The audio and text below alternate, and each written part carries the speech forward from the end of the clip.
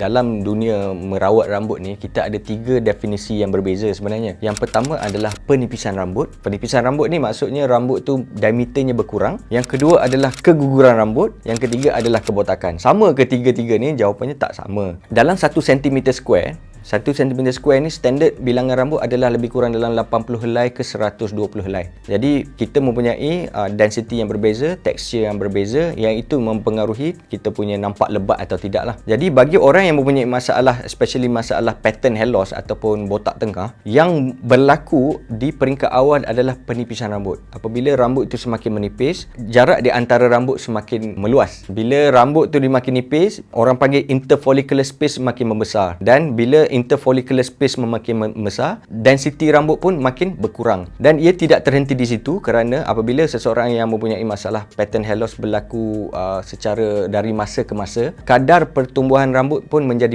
makin perlahan dan juga kadar keguguran rambut pula makin banyak.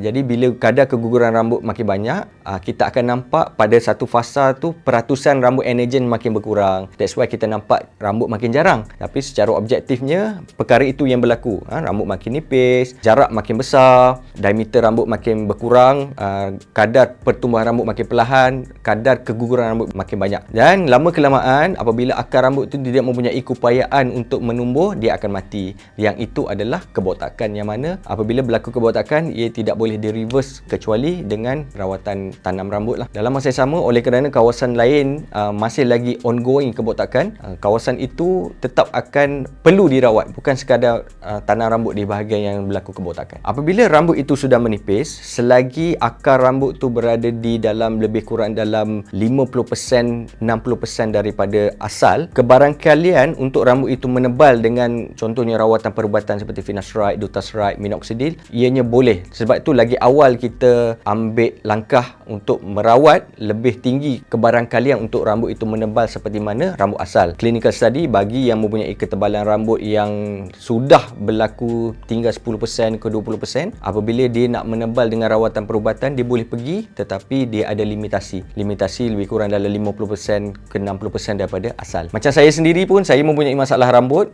sejak umur 21. Saya dah ambil ubat secara konsisten lebih daripada 7 tahun. So far, bila dah makan ubat ni, keyakinan dah meningkat. Main bola pun lebih yakin. Sebab apa? Zaman sekarang tak sama ambil gambar.